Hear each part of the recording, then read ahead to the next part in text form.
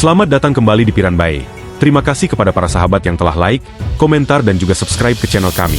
Kami doakan semoga diberikan umur panjang oleh Tuhan Yang Maha Esa dan diberi kemudahan dalam mengarungi kehidupan di dunia ini, dan selamat hingga akhirat. Vatikan, pusat kekristenan dunia, selalu menjadi simbol kekuasaan spiritual dan misteri mendalam. Namun, di balik temboknya yang kokoh dan arsipnya yang tak terjangkau, tersembunyi rahasia-rahasia yang telah memicu spekulasi selama berabad-abad. Dari dokumen kuno yang tidak pernah dipublikasikan hingga kontroversi yang melibatkan politik global, rahasia-rahasia ini menyimpan kisah yang bisa mengguncang pemahaman kita tentang sejarah dan iman. Apa saja kebenaran yang mungkin disembunyikan Vatikan dari pandangan dunia? Mari kita ungkap dalam video ini. Tentang Yesus. Topik mengenai apakah Yesus Kristus benar-benar ada atau tidak telah menjadi subjek perdebatan panjang di kalangan sejarawan, ilmuwan, dan teolog. Beberapa kritik terhadap eksistensi Yesus berfokus pada kurangnya bukti arkeologis langsung yang mendukung narasi kehidupan Yesus, seperti yang digambarkan dalam Alkitab.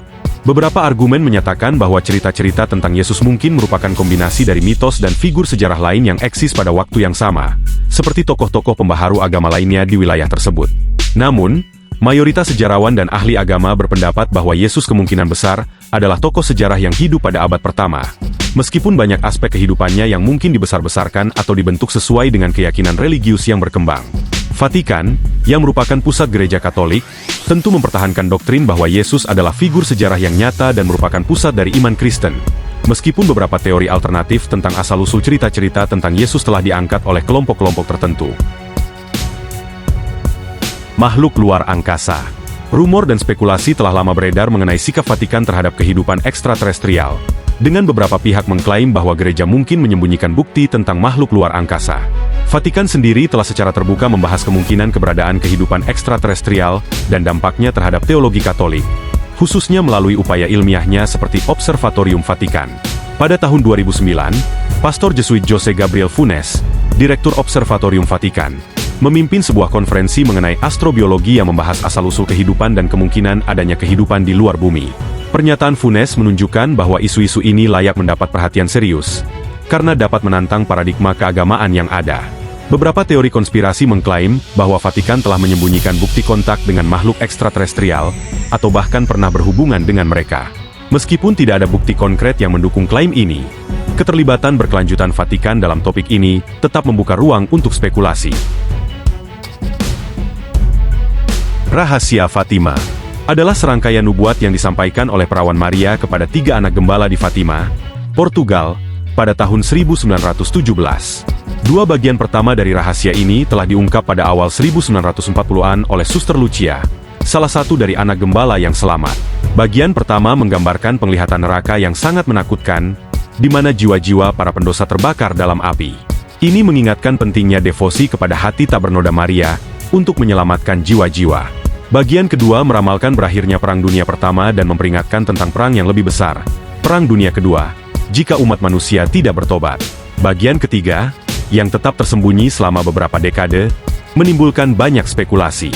Ketika akhirnya dibuka pada tahun 2000, Vatikan mengungkapkan bahwa itu menggambarkan visi seorang uskup berpakaian putih yang dibunuh oleh tentara, yang banyak yang mengaitkannya dengan upaya pembunuhan terhadap Paus Yohanes Paulus II pada tahun 1981. Meski demikian, beberapa kritikus dan teori konspirasi menyatakan bahwa Vatikan belum sepenuhnya mengungkapkan semua rincian rahasia ketiga ini, dan mereka terus berspekulasi tentang makna sesungguhnya, menyarankan bahwa mungkin ada nubuat tentang bencana global atau krisis spiritual dalam gereja.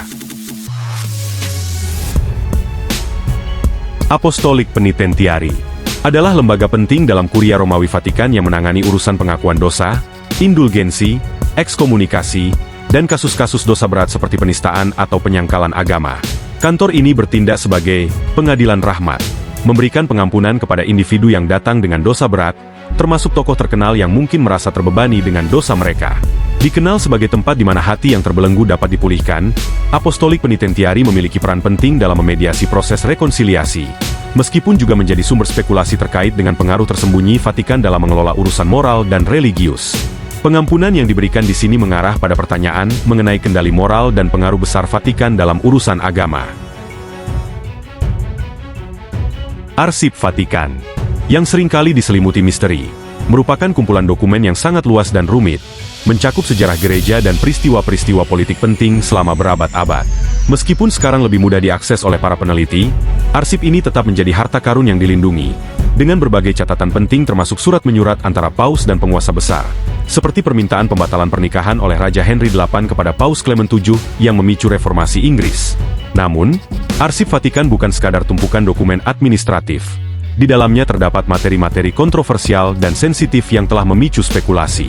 Pengawasan ketat dari Vatikan yang membatasi akses hanya kepada mereka yang tahu apa yang mereka cari menimbulkan teori bahwa arsip ini menyembunyikan rahasia besar terkait keterlibatan gereja dalam peristiwa-peristiwa besar dalam sejarah, serta isu-isu mengenai kekuasaan, iman, dan korupsi.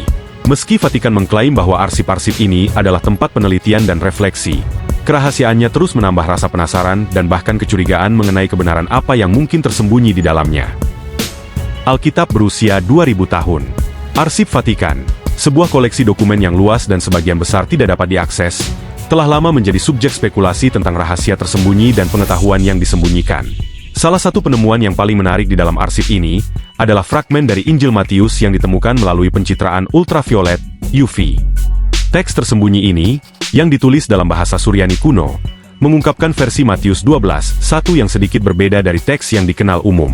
Dalam terjemahan Suryani, dijelaskan bahwa para murid Yesus menggosok butir gandum di tangan mereka sebelum memakannya, berbeda dengan sekadar memetiknya.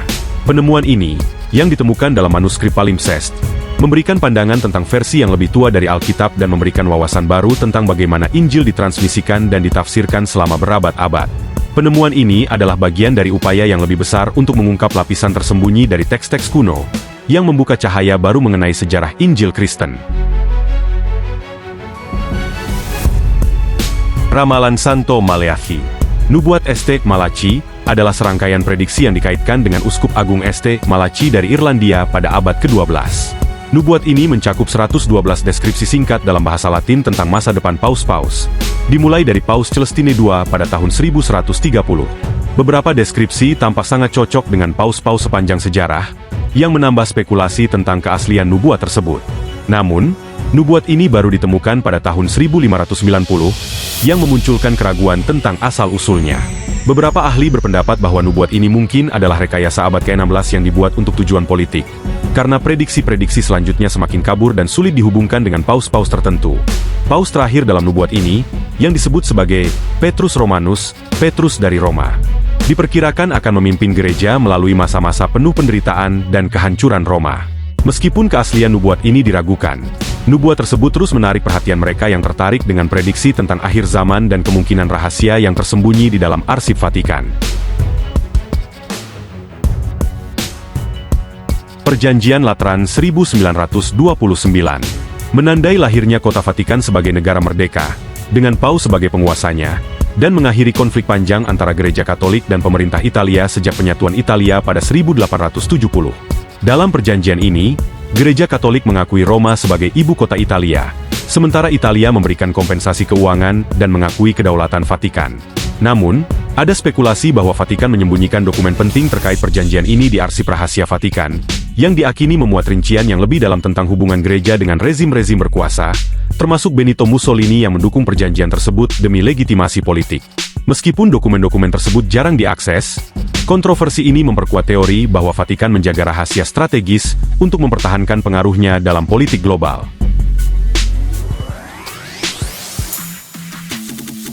Genosida Rwanda tahun 1994. Peran Vatikan selama Genosida Rwanda 1994 menjadi topik kontroversi besar. Beberapa anggota gereja Katolik dituduh gagal mengutuk atau bahkan terlibat dalam kekerasan yang menewaskan sekitar 800.000 orang, mayoritas dari etnis Tutsi. Sejumlah pendeta dan biarawan dilaporkan terlibat langsung dalam pembantaian, sementara gereja-gereja yang seharusnya menjadi tempat perlindungan justru menjadi lokasi pembunuhan massal. Vatikan telah menyatakan penyesalan atas tragedi tersebut dan mengakui kelemahan peran gereja lokal pada masa itu. Namun, kritik masih muncul terkait dugaan upaya gereja untuk melindungi rohaniwan yang terlibat, termasuk memberikan perlindungan bagi mereka yang melarikan diri ke Eropa atau negara lain. Seruan untuk transparansi lebih lanjut mengenai dokumen dan catatan Vatikan tentang peristiwa tersebut terus disuarakan oleh korban dan kelompok hak asasi manusia, yang menuntut pertanggungjawaban terhadap pihak yang terlibat. Gulungan Laut Mati. merupakan koleksi manuskrip kuno yang ditemukan di dekat Laut Mati pada tahun 1947. Dokumen ini berasal dari abad ketiga SM hingga abad pertama M dan mencakup teks-teks Alkitab serta tulisan komunitas yang dikenal sebagai SNS. Namun, kontroversi muncul terkait akses dan pengelolaan naskah ini, terutama pada dekade awal setelah penemuannya. Beberapa pihak menuduh bahwa otoritas agama tertentu, termasuk Gereja Katolik, terlibat dalam pembatasan akses ke dokumen ini. Tuduhan ini sering dikaitkan dengan dugaan bahwa isi beberapa teks dapat memberikan wawasan berbeda tentang sejarah agama, termasuk hubungan antara Yudaisme dan kekristenan awal, yang berpotensi memengaruhi doktrin tradisional. Meskipun klaim ini sering diperdebatkan, mayoritas ahli berpendapat bahwa keterlambatan dalam publikasi naskah lebih disebabkan oleh kendala teknis dan jumlah fragmen yang sangat besar. Saat ini, sebagian besar Dead Sea Scrolls telah dipublikasikan dan dapat diakses secara luas, meskipun diskusi mengenai interpretasinya masih terus berlangsung di kalangan akademis dan teologis. Pemakaman di bawah Vatikan. Di bawah Basilika Santo Petrus di Vatikan, terdapat nekropolis yang dikenal juga sebagai Scavi, sebuah situs bawah tanah yang menyimpan rahasia sejarah lebih dari 2 milenium. Nekropolis ini merupakan kompleks makam kuno yang terdiri dari makam pagan dan Kristen, termasuk yang diyakini sebagai tempat peristirahatan Santo Petrus, salah satu tokoh penting dalam sejarah gereja Kristen. Awalnya ditemukan secara tidak sengaja pada 1940-an selama renovasi. Situs ini juga mencakup gereja abad ke-12, fresko kuno, dan struktur makam dari zaman Kekaisaran Romawi. Namun, akses ke nekropolis sangat dibatasi demi pelestarian situs bersejarah ini. Hanya 200 pengunjung yang diizinkan setiap hari, dalam kelompok kecil, dan membutuhkan reservasi yang rumit. Lokasi masuknya pun dirahasiakan, membutuhkan koordinasi dengan penjaga Swiss yang menjaga pintu masuk. Hal ini menambah aura misteri di balik salah satu situs arkeologi paling signifikan di dunia, yang mengungkap jejak sejarah keagamaan dan budaya Kristen awal. Kitab Apokrifa. Apokrifa merujuk pada kumpulan tulisan kuno yang tidak dimasukkan ke dalam kanon Alkitab oleh sebagian besar denominasi Kristen, meskipun Gereja Katolik mengakui beberapa di antaranya, seperti Kitab Tobit, Yudit, dan Makabe. Namun, teks-teks seperti Injil Thomas atau Kitab Henoch tetap berada di luar kanon resmi, seringkali karena dianggap tidak berasal dari para rasul atau tidak selaras dengan doktrin gereja. Teks-teks ini sering memuat interpretasi yang berbeda mengenai sejarah dan ajaran keagamaan, memunculkan teori bahwa beberapa dokumen sengaja disembunyikan oleh Vatikan untuk menjaga kontrol terhadap narasi teologis. Gereja Katolik menyatakan bahwa penolakan terhadap teks tertentu didasarkan pada kriteria historis dan teologis. Meski demikian, spekulasi publik seringkali mengarah pada anggapan bahwa dokumen-dokumen ini disembunyikan untuk menghindari kontroversi. Arsip Apostolik Vatikan, sebelumnya dikenal sebagai Arsip Rahasia Vatikan, menyimpan sejumlah manuskrip penting, termasuk beberapa karya apokrifa. Tetapi akses ke dokumen ini sangat dibatasi dan hanya tersedia bagi peneliti dengan izin khusus. Tulisan-tulisan ini menawarkan wawasan tentang keragaman dan perdebatan dalam kekristenan awal, serta memberikan pemahaman lebih dalam tentang perkembangan tradisi keagamaan.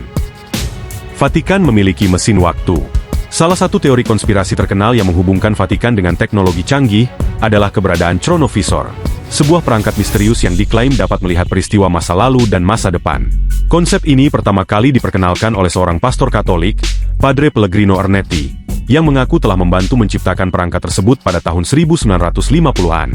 Menurut Ernetti, alat ini bekerja seperti televisi yang memungkinkan penggunanya menyaksikan momen-momen bersejarah, termasuk adegan penyaliban Yesus dan pertunjukan drama kuno yang hilang.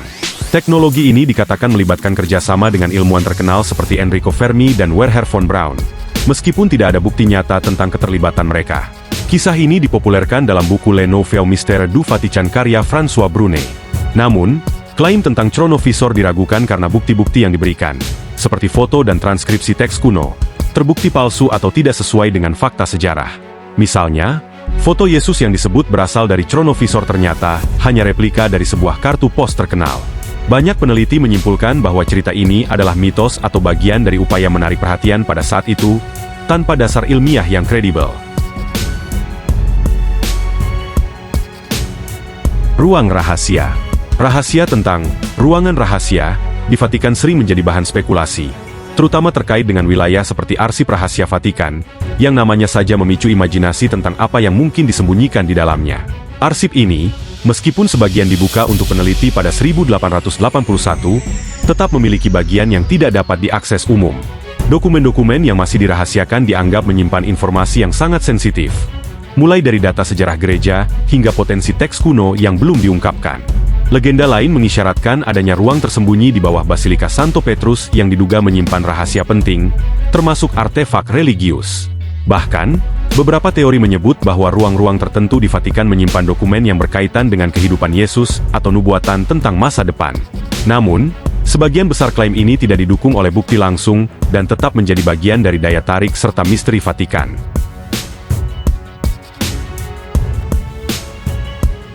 Mendapat uang dari Holocaust. Terdapat klaim bahwa Vatikan memperoleh keuntungan finansial selama era Holocaust, tetapi hal ini tetap menjadi subjek perdebatan yang intens. Tuduhan tersebut mencakup dugaan bahwa institusi keagamaan ini secara tidak langsung mendapat manfaat dari transaksi keuangan yang terkait dengan aset yang disita dari korban Yahudi oleh Nazi. Selain itu, Vatikan dituduh tetap diam atau tidak cukup vokal dalam mengecam kejahatan terhadap kemanusiaan selama perang. Namun, beberapa sejarawan dan dokumen yang dirilis baru-baru ini menunjukkan tindakan Paus Pius XII untuk menyelamatkan banyak orang Yahudi, termasuk menyediakan tempat perlindungan di gereja dan lembaga keagamaan di Italia. Vatikan juga disebutkan mencoba menggunakan diplomasi untuk menunda atau menghentikan deportasi Yahudi di beberapa negara, meskipun langkah-langkah ini dilakukan secara rahasia untuk menghindari pembalasan Nazi. Tuduhan tentang keterlibatan keuangan Vatikan selama Holocaust tidak didukung dengan bukti definitif, dan banyak pihak, termasuk pemimpin Katolik saat ini, terus mendorong penelitian lebih lanjut dengan membuka arsip sejarah untuk memberikan gambaran yang lebih jelas. Mengadili orang mati. Pada abad ke-9, terjadi peristiwa yang dikenal sebagai Cadaverschnot, di mana sebuah tubuh mendiang Paus Formosus diadili secara simbolis. Paus Stephen VI, yang memimpin pengadilan, memerintahkan agar tubuh Formosus yang telah meninggal digali dan dipakaikan jubah kepausan, lalu diangkat duduk di kursi pengadilan. Dalam proses ini, Formosus, yang tidak bisa membela diri, dituduh melanggar hukum gereja, termasuk memegang beberapa keuskupan sekaligus. Meskipun tubuh yang diadili tidak bisa memberikan pembelaan, Stephen VI tetap mengeluarkan keputusan yang mengutuk Formosus dan membatalkan semua tindakan yang dilakukannya saat menjadi paus. Keputusan ini menciptakan kekacauan dalam kepemimpinan gereja Katolik, dan setelahnya, para penggantinya berusaha membatalkan keputusan tersebut, namun tidak bisa menghindari dampak politik dan kekacauan yang ditinggalkan. Peristiwa ini menggambarkan betapa sengitnya persaingan dan politik di dalam Vatikan pada saat itu. Skandal Vatileaks, yang meletus pada tahun 2012 mengungkapkan berbagai intrik, korupsi, dan persaingan internal yang terjadi di tingkat tertinggi Vatikan. Dokumen-dokumen yang bocor tersebut mengungkapkan usaha-usaha tersembunyi terkait dengan masalah Bank Vatikan, konflik untuk mempengaruhi konklav kepausan berikutnya, serta upaya beberapa faksi untuk melemahkan pengaruh pejabat-pejabat tertentu, terutama Kardinal Tarcisio Bertone, Sekretaris Negara Vatikan saat itu. Paolo Gabriele, butler Paus Benediktus XVI, ditangkap setelah ditemukan memiliki dokumen-dokumen rahasia milik Paus. Meskipun Gabriele dihukum, banyak yang menduga bahwa pembocoran informasi ini melibatkan pihak-pihak lain di dalam birokrasi Vatikan, terutama mereka yang merasa tersisih dalam kebijakan dan reformasi gereja. Kepala pengusir setan. Di dalam Vatikan, terdapat rahasia terkait dengan praktik eksorsisme yang selama ini tersembunyi dari perhatian publik. Salah satu yang paling mencolok adalah upaya eksorsisme yang dilakukan oleh Paus Pius XII pada masa Perang Dunia Kedua, yang diklaim berusaha untuk mengusir pengaruh jahat dari Adolf Hitler. Berdasarkan catatan yang kemudian terungkap, Paus Pius XII bahkan melakukan eksorsisme jarak jauh melalui doa untuk memerangi pengaruh jahat yang dipercayai mengendalikan rezim Nazi. Meskipun ada keraguan mengenai keberhasilan ritual ini, hal ini menunjukkan bahwa para pemimpin Vatikan, termasuk Paus dan Kardinal, memandang eksorsisme sebagai alat untuk melawan kekuatan gelap yang mengancam umat manusia. Rahasia semacam ini mencerminkan betapa dalamnya pengaruh agama dan spiritualitas dalam keputusan-keputusan besar yang diambil oleh Vatikan, yang seringkali disembunyikan dari pandangan dunia luar. Membantu penjahat perang Nazi. Setelah Perang Dunia Kedua, Vatikan terlibat dalam membantu pelarian para penjahat perang Nazi melalui jaringan pelarian yang dikenal sebagai Rattlines. Jaringan ini membawa banyak individu Nazi ke Amerika Selatan, di mana mereka bisa hidup dengan identitas palsu. Bantuan ini diberikan oleh beberapa tokoh gereja Katolik, termasuk Uskup Austria Alois Hudal, yang berupaya membantu para pelarian yang dituduh melakukan kejahatan perang agar terhindar dari hukuman.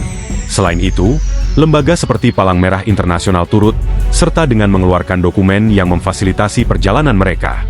Meski alasan moral dan politis yang melatar belakangi tindakan ini, termasuk untuk memerangi komunisme selama Perang Dingin, Keterlibatan Vatikan dalam Ratlines ini telah menjadi isu kontroversial, karena dianggap sebagai pengorbanan etika demi keuntungan politik. Skandal Bank Vatikan. Skandal besar yang melibatkan Bank Vatikan muncul setelah serangkaian kontroversi mengenai operasi keuangan yang tidak transparan dan dugaan penyelewengan dana. Salah satu kasus besar terjadi pada 1980-an, ketika ditemukan bahwa Bank Vatikan terlibat dalam transaksi ilegal dengan mafia Italia dan investasi yang merugikan. Pada 2010-an, skandal baru mencuat setelah penyelidikan terhadap pembelian properti di London yang melibatkan uang yang diduga diperoleh secara tidak sah. Selama bertahun-tahun, Bank Vatikan beroperasi dalam rahasia dan tanpa pengawasan yang cukup, dengan sejumlah transaksi yang meragukan termasuk investasi di luar negeri dan hubungan dengan individu yang tercatat dalam basis data penjahat finansial. Proses hukum yang terjadi pada 2021 mengungkapkan keterlibatan pejabat tinggi Vatikan dalam penipuan dan penggelapan dana. Namun banyak informasi yang masih tertutup dan belum diungkap secara penuh. Kejadian-kejadian ini menciptakan ketegangan antara Bank Vatikan dan pihak luar yang menuntut akuntabilitas lebih tinggi atas kegiatan keuangan yang telah lama disembunyikan. Rahasia-rahasia yang tersembunyi di balik tembok Vatikan terus memicu rasa penasaran dan perdebatan di seluruh dunia. Apakah itu tentang teks kuno, dokumen rahasia, atau kontroversi sejarah? Semuanya menghadirkan pertanyaan besar tentang kebenaran yang belum terungkap. Pada akhirnya, misteri ini mengingatkan kita untuk terus mencari jawaban, menggali fakta, dan mempertanyakan apa yang kita ketahui. Terima kasih telah menonton, dan jangan lupa untuk menyukai, berlangganan, dan berbagi pendapat Anda di kolom komentar. Sampai jumpa di video berikutnya.